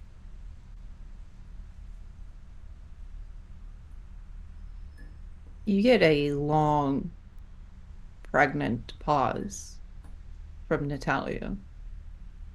And she slowly reaches up and grips the pistol. And I wouldn't necessarily say it's a glossy-eyed look you get from her, dazed or anything like that, but she's got sort of this ultimately neutral expression on her face towards you. There's no helpfulness or any inkling of friendliness there, but it's not with malice in any way. You fucked me.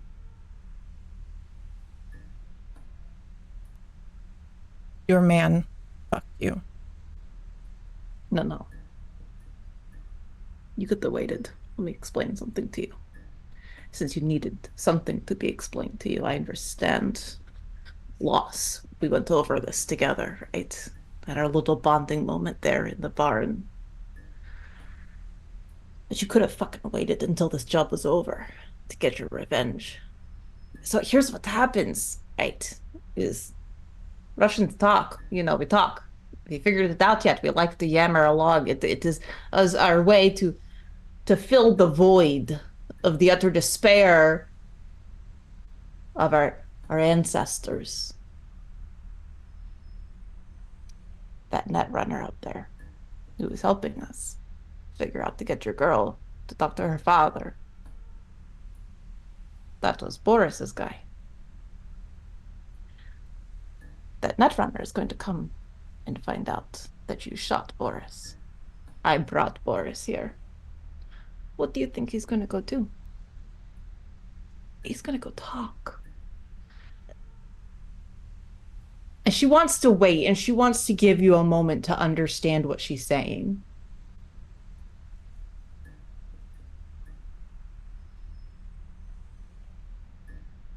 You have fucked me. I'm all for you getting revenge for your sister. Trust me. I'm positive of it. If I could take you to the fucking Ripper doc that hacked into her myself, I would. But you fucked with the Russians. Do you understand, Sig? The implications that come with this. And I respect you, I do, I really do. I like you.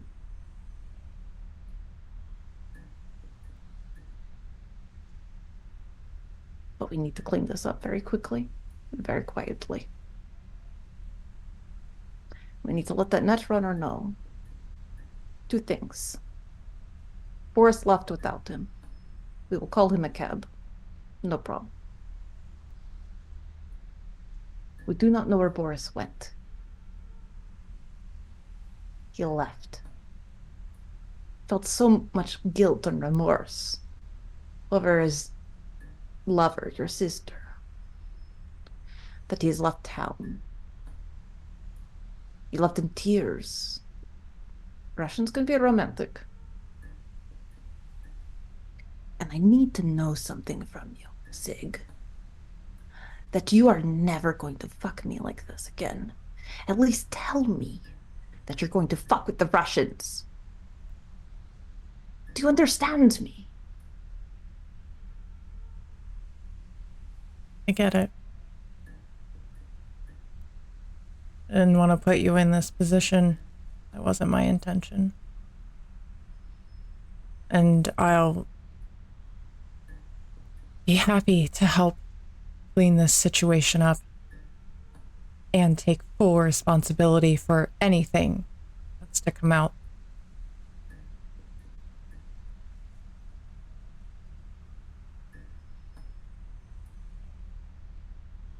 Do we have a mutual understanding and respect here? I think we do.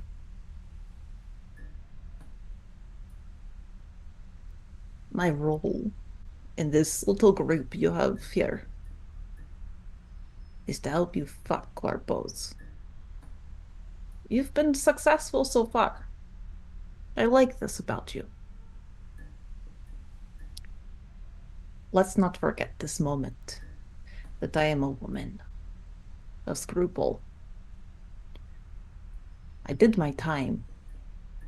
I'm not doing it again. And I tell you something. Not all prisons have cement walls.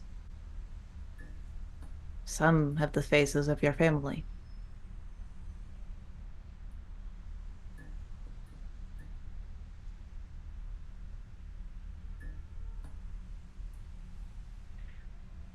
Need you to know that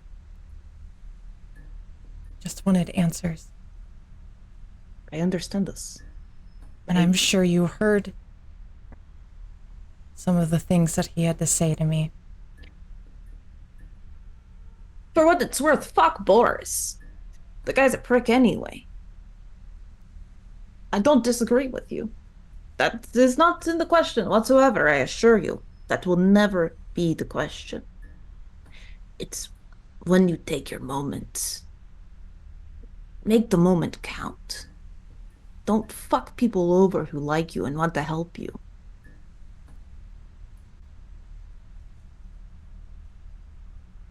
She's gonna put a hand on Sig's shoulder.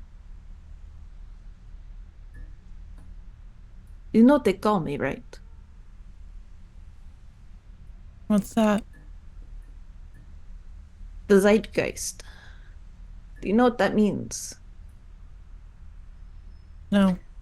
There's a pretty sounding word for encapsulating the spirit of the moment. It's sort of it's a good way of describing things that are the big pop culture moments, right? But there is true meaning behind it beyond the vanity. What is your zeitgeist, Sig?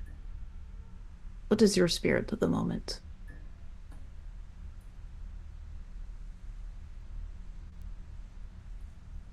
I think it's not that hard to read me right now. Does it count?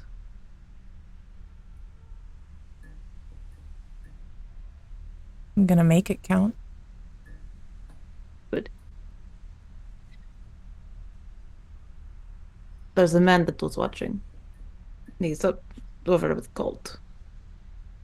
I'm going to clean up this body.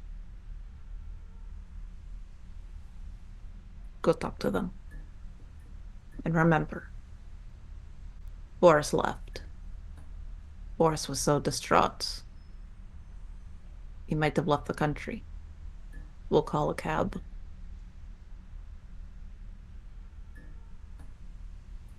Good? I think we're good. Excellent.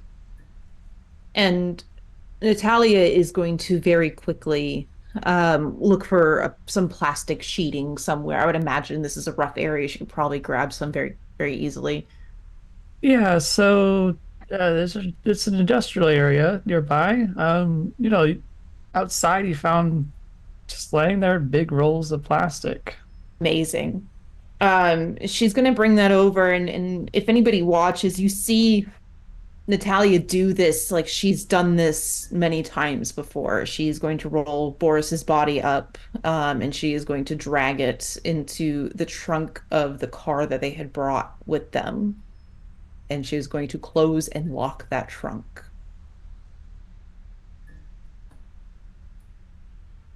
With my low light cybernetic eyes, can I see Axel or the strange man up in the doorway? Yes, you'd be able to see him. Valis, did Axel change his clothing, or is he wearing the same clothing? He did not think to change his clothing. I would like to roll with my human perception as I'm looking at this strange man in the doorway. Okay. I'm gonna go ahead and use another advantage, because why the fuck not? Yeah, why not? I've got a few banked.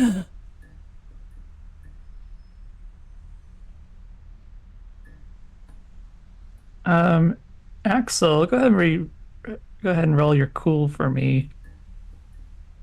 See how cool you are. Ooh. Okay. I will give Sig a situational bonus of 2. So, Sig will recognize Axel there. Where's Colt right now? He is standing out in the same parking lot as you guys. He just witnessed that whole exchange. I assume he would try to help Natalia gather up and hide that body. Can I be 100% honest with you? I think Natalia likes doing this. I think this is very ritualistic for her. And I think that if you come to try and help her, she kind of goes, He'll slap his hands away. yeah, get away from me. Americans don't do it right. Then he would show his palms and back off and probably light another cigarette and stare directly up into the sky, wondering what else could go wrong. I think Sig's gonna look over to Colt and then kind of nod up to Axel up top. So, does he think he's in disguise?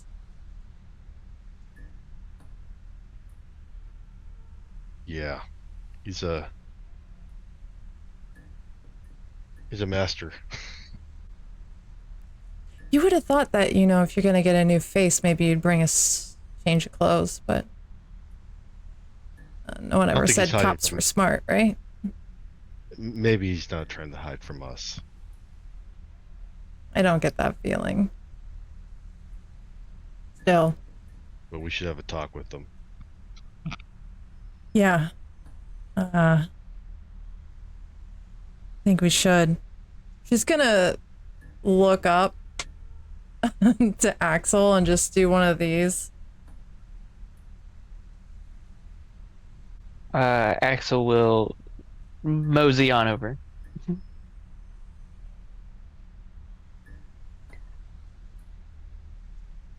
Well, Sig, I guess I can kind of put a couple of things together here. That was Boris, wasn't it? Yeah. Yeah, it was. He might have chosen the wrong words.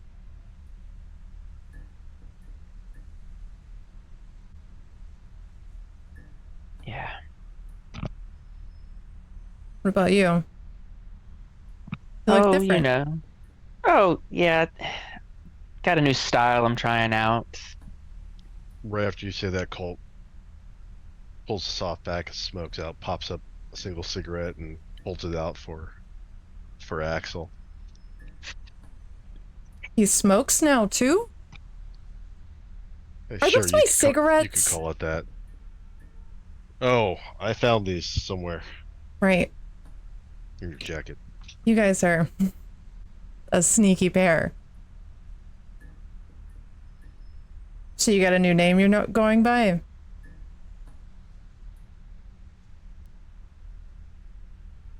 Yeah, you could say that. You can call me John. Last name doesn't happen to be Doe, does it? No, it's Deer. Fucking asshole. Well, it's convenient. You, got some new eyes, I take it, too? I tried to get the whole thing done. I didn't want to be recognizable. Guess I could have changed the voice at the same time. I didn't think much about that. New face, new eyes. I think you're gonna be fine. Should be good enough. Smart, really. Kudos. Probably be careful being seen hanging around us, but glad to see you came back. Like Natalia, you probably could have jumped ship too. Left me and Colt to clean up the mess. You know, the thought never crossed my mind, to be honest. There's a sense of family with us ever since we put on those costumes and took that fateful car ride. Kind of attached to you guys. What's that saying?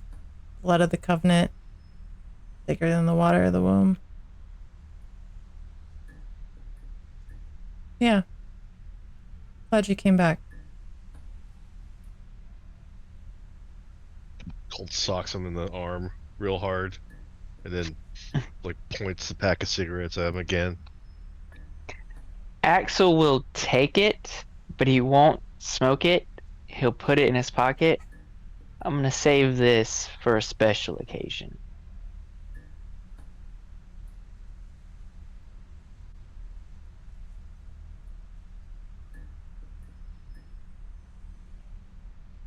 Okay.